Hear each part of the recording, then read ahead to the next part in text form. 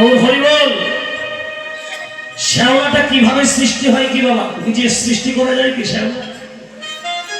কিন্তু হরিবল একটু ভালো করে চিন্তা করে দেখুন তো, আপনি একটা পাত্রে কিছুদিন জলটা রেখে দেন, একটা পাত্রে যদি কিছুটা জল আপনি অনেক দিনের জন্য রেখে দেন, কি হবে? দেখবেন আপনা হতেই শ্যাওলা সৃষ্টি হয়ে গেছে। আপনা হতেই শ্যাওলা সৃষ্টি হয়ে গেছে। কেন? ওই শ্যাওলাটা জলের মধ্যেই ও আছে। আবার সেই শ্যাওলাটাকে নষ্ট করতে গেলে আপনাকে কোনো ঔষধপত্র ব্যবহার করতে হবে না। জলটাকে আপনি সেখান থেকে সরিয়ে দেন, দেখবেন আস্তে আস্তে সে শ্যাওলাটা আবার নষ্ট হয়ে গেছে। রাধারানী বোঝাতে যাইছে, সখী আমার যে শাশুড়ি ননদিনী যারা গুরুজন, তাদের অবস্থাটা কি রূপ জানি? ঠিক জলের শ্যাওলার মতো, এই আছে এই নেই। কখনো আমাকে গালাগাল করে, কখনো শাসন করে, আবার কখনো দেখবি তারাই আবার আমাকে তাদের কাছে ডেকে সামনে বসিয়ে আমার মস্তকে গায়ে হাত দিয়ে আমাকে স্নেহ করে, আদর করে, যত্ন করে। তাহলে গুরুজনের জ্বালাটা সহ্য করা যায় কিবা?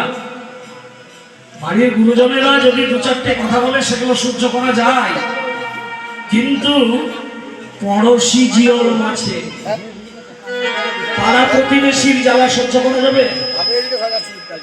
হ্যাঁ কি বলো? পাড়া প্রতিবেশীর জ্বালা সহ্য করা যাবে কি? যাবে না তো।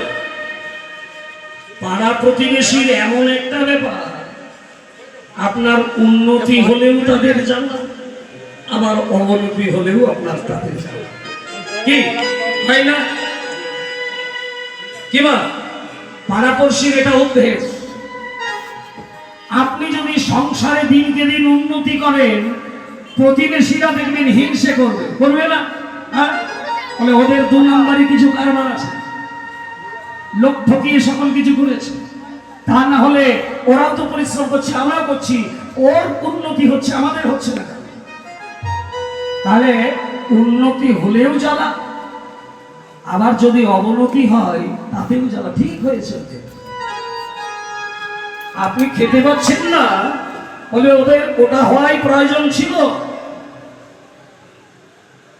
তাহলে প্রতিবেশীর জ্বালাটা কেমন জানেন? ঠিক জিওল মাছের কাঁটার মতো। জিওল মাছটা কি কিবা? জিওল মাছটা কাকে বলা হয়? শিঙি মাছ জানেন তো? হ্যাঁ, শিঙি মাছকে বলা হয় জিওল মাছ।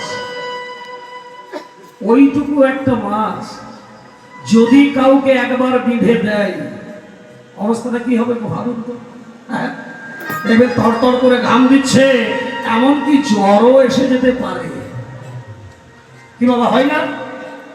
বলে প্রতিবেশীদের জ্বালাটা ঠিক জিওল মাছের কাঁটা। আরো কেমন জ্বালা জানে?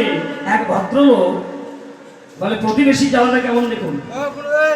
এক ভদ্রলোক বাজারে গেছে, ধরুন আপনাদের অকুল সরার এক ভদ্রলোক খেতার বাজার গেছে, সেখান থেকে যখন বাজার টাজার করে ফিরছে, ওই একটা গাধা দেখে পছন্দ হয়ে গেছে, ছোট ছেলেটাকে সঙ্গে করে নিয়ে গিয়েছিল, পয়সা দিয়ে গাধাটাকে কিনে নিয়েছে।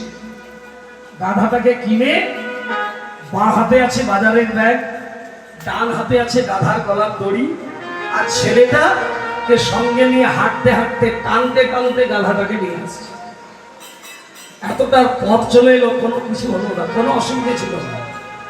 যেই মাত্র এই গ্রামে প্রবেশ করতে গেল, এক প্রতিবেশীর জ্বালাটা কেমন দেখুন। এক প্রতিবেশী বেরিয়ে বলছে, ও দাদা, কি হলো?